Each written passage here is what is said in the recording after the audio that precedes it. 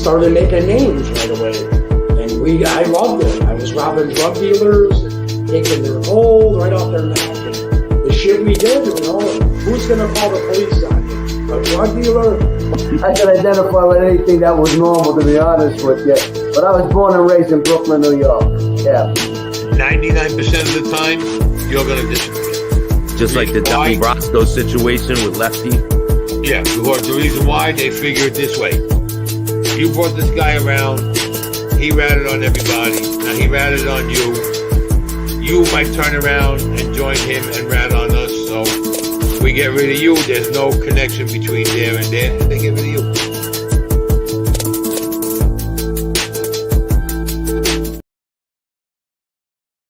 This episode of Chatting with Staxx. I'm your host, Bill Staxx, and today I got Dean Wilkinson.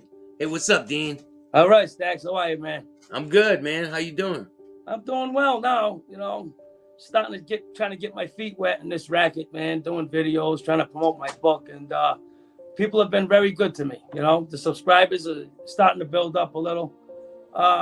My intention in the beginning was to just sell books, but it's now turning into something, evolving into something else, and it's all good, it's all positive shit. So, people from all over the country, and but there's not a lot of people from your area that are doing what we're doing. That's right. Yeah. I mean, I don't really want to mimic somebody else. I'm trying. It's hard to be original. There's nothing new under the sun. But I'm just trying to get I don't know. I don't even know exactly what I'm doing yet, as far as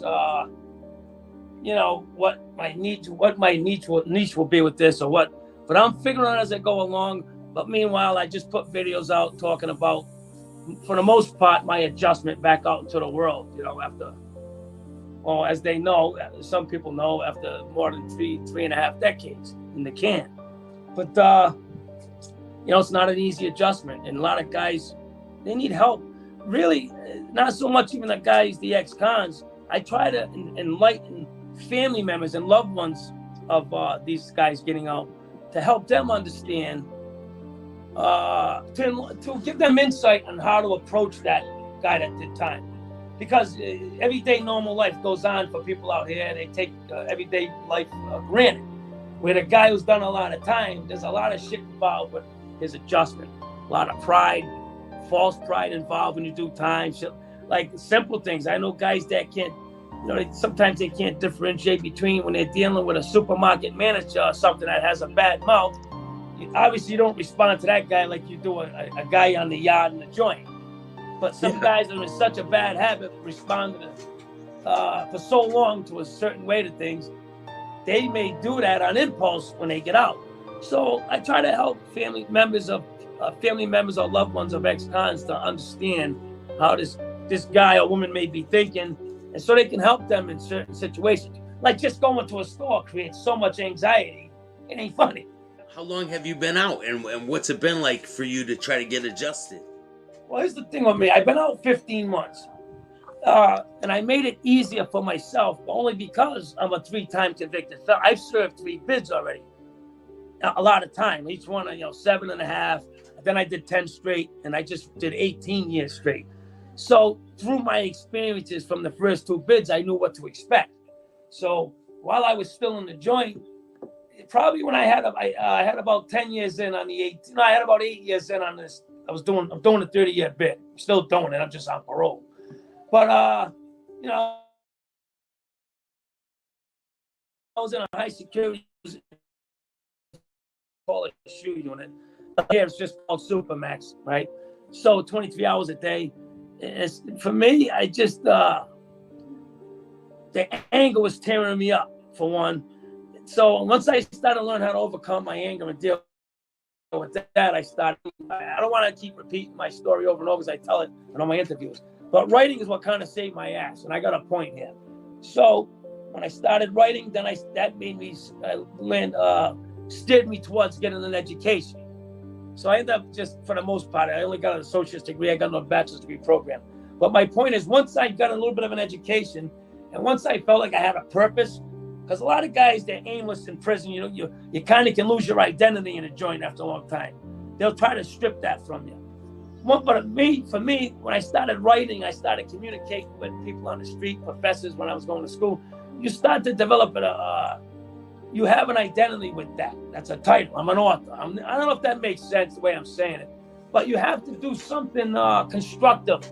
If you just play cards and watch TV your whole bit, and I was that guy pushing dope in the joint and everything.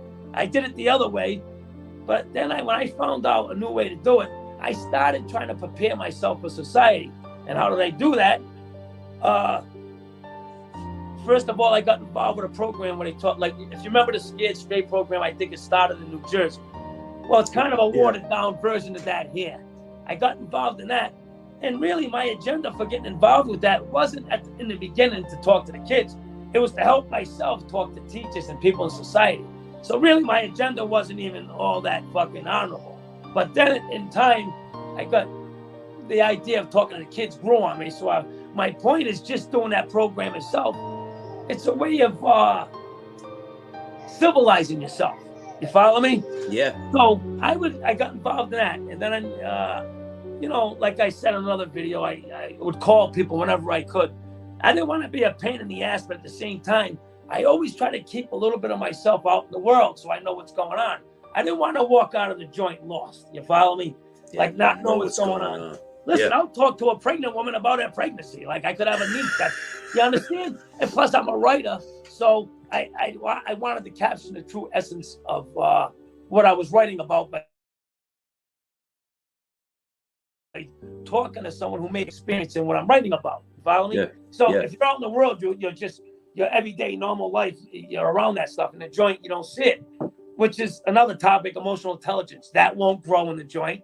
And I knew I had an emotional intelligence problem because what I mean by that, you get mad for the wrong reasons, or you have misdirected anger at other people. That's the shit you gotta learn before you come back out in the world. You don't want to come out here like you got the attitude you have in the joint. So I don't want to ramble on about it. My point is I did a lot of work on myself to prepare myself this time because the previous 2 bids I did when I got out, I was all fucked up. So my point was my experiences from the past helped me understand that. And then to answer the question, I tell you all that to tell you this. When I finally got out, it was a lot easier for me. Okay? Because I had prepared. I'm not saying it was easy by no means. I got all kind of shit going on. I mean, you don't do 36 years in the joint and walk away from that. You understand? Man. But I met a good woman, that goes a long way. She helped me financially because money's a problem for a guy. I used to take scores down for a living. I used to rob banks. That was my thing. Money was my issue. You understand? So if a guy like me comes out, I'm full of false pride, I don't get a car, forget it. I might make a move just to get some money. I didn't have to do any of that. My wife helped me. I built credit right away. I was doing all these civilized things, and turns out the shit works. But if you work it the right way, you just got to be patient. And I never did it the right way. This is my first attempt. I'm 55. All right. This is my first attempt at change. Other people thought I didn't get out and try to have a failed attempt at change before. I got out with the intention of robbing banks. That was my agenda. Oh, you were planning, so when you were in there, you were planning. I planned. Like you, I was in prison. I was really thinking, what kind of crimes can I get into? It was it's kind of like a college for criminals. Because when I was younger, I was like, I could do burglaries. Where I'm talking to other criminals about where's good places to do it. It's a school for criminals.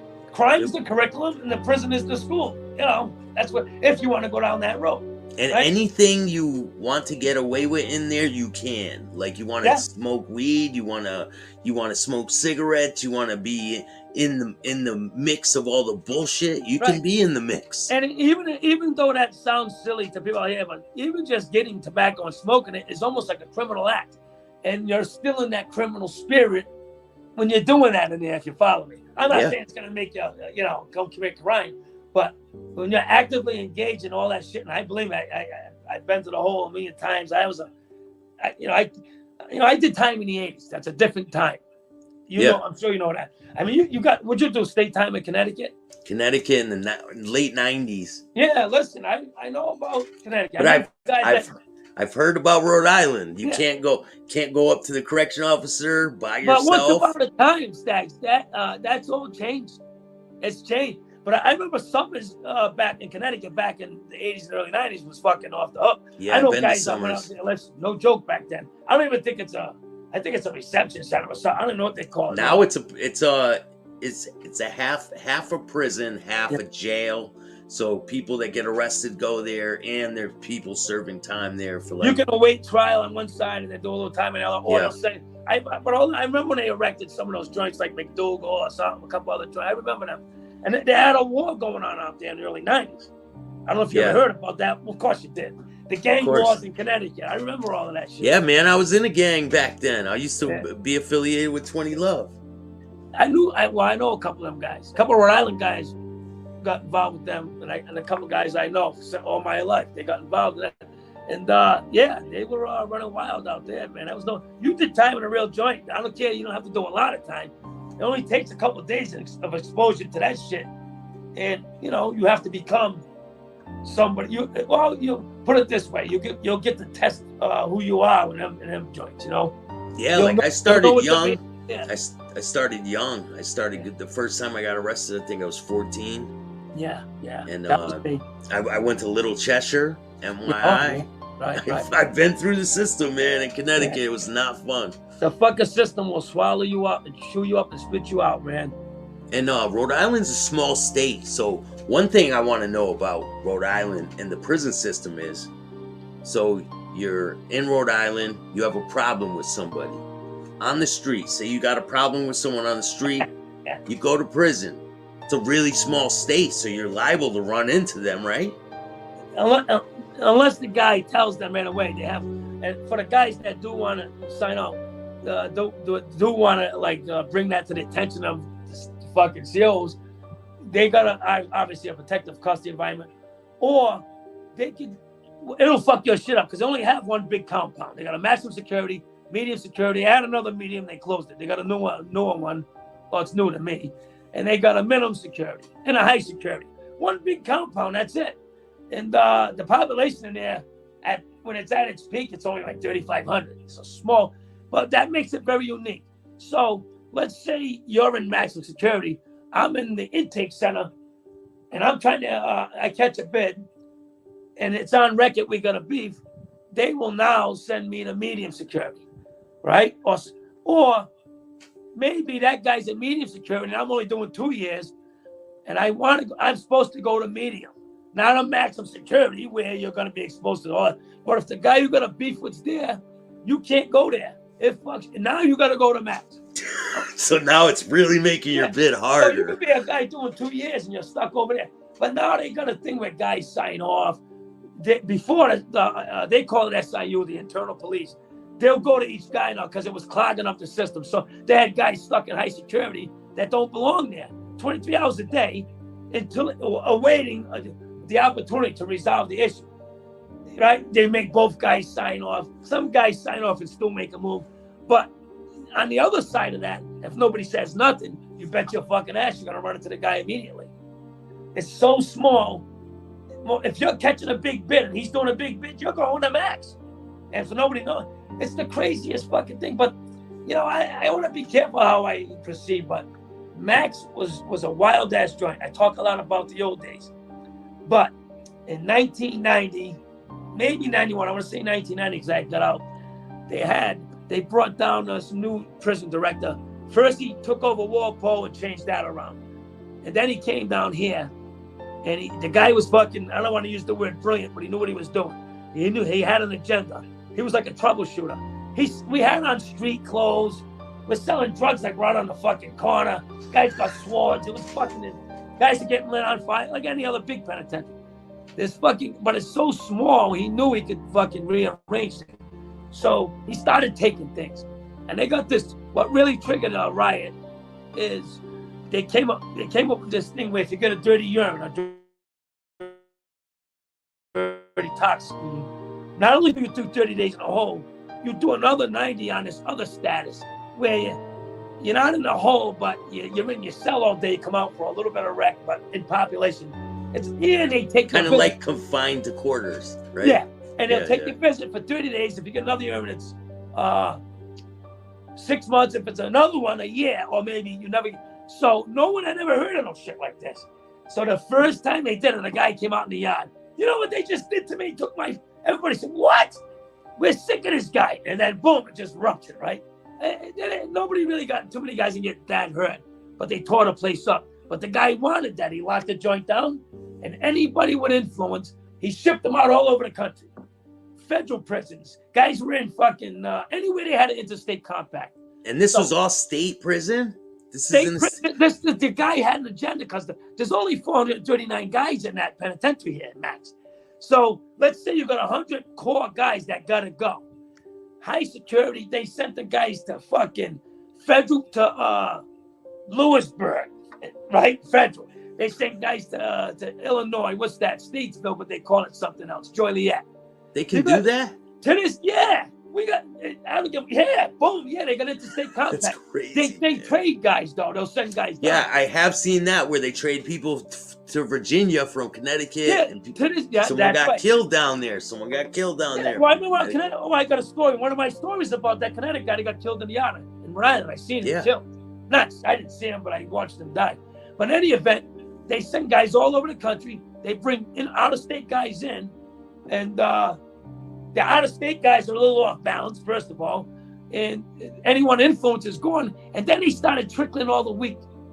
I don't know if they use the term inmate versus con, if there's a difference where you're from. There's a big difference. The inmate just kind of goes along. The way I explain it, the inmate doesn't tie a sheet on his bed. The convict ties the sheet, Right. But also the inmate kind of goes along with the program. You don't buck the system. Where the con will stand on principle. That's how I see it. Shit like that. So they took all the hardened cons out, brought in all these, and then they started trickling guys with bad cases. And then when some guys started trickling back into the system, they couldn't hit like me. I came back off the street. I'm like, what the fuck just happened? And I had that convict mentality. And that's how I ended up in one of my beefs, because an inmate didn't know what the fuck was going on, did some offensive shit. I had to make a move, but it got so bad I was buried in 23 hours a day. If I didn't make some type of change and sort of adjust, I'm not saying I adopted their new principles, but they almost left me alone. I ended up with assaults on COs along the way. And what they did was they brought in all these young boys on steroids, COs. Yeah. And they fucking running around, jumping guys, handcuffing them, throwing them down the stairs. It was like take the prison back type of thing. Then they dug the whole yard up, took all the weapons out, took the buildings out of the yard and built them outside the wall. And they put a hole in the wall. So this way here is all the security if you're going to enter. My point is they rearranged everything. Now ACI is not the way you've heard anymore. I mean, it's still a little bit of violence, but I would have to use the term weak. Guys in Rhode Island that are serving time that never been in a penitentiary, if they half of them ever got shipped out even to Connecticut, they're in big trouble. There's so many bad fucking there's so many guys in there with bad principles or whatever. They don't know real prison because they're in a fucking joint that's upside down. That's the ACI of today. There's a lot of good guys, but guys like me just kind of backed away where I would have responded. I hated it. It was really bad. What I really did was, in the old days when things were bad, I probably wouldn't have had time to write books and stuff. So what I did with this new environment, I said, all right, you can't keep spending your life in a hole you're doing 30 years. Just see if they'll compromise a little. I just left people alone, but I started writing books. I started going to school. I took advantage of the new to make that change. I said I might as well prepare my. But sometimes people will bait you, though, right? Have you had that? I fell down a couple of times. History will only carry you for so long. But the good thing, the unique thing about, like you said, it's so small. I know a lot of cons of different races, black cons, Spanish cons. At the end of the day, and as you know, New England is the race problem is nowhere near as bad when you go out west, you say. Black dudes from the street, you might be all right with them in a joint, you might not run with them, but Spanish dudes, I know a lot of good dudes. A good con's a good con. It was so unified. We had so much unity. If you're a white con or black, let's say you're a white con, right? In the old days, you walk by. If you see the COs jumping a black con, I don't give a fuck if that guy was your enemy, you don't like him, if you're the biggest racist, you're gonna help them.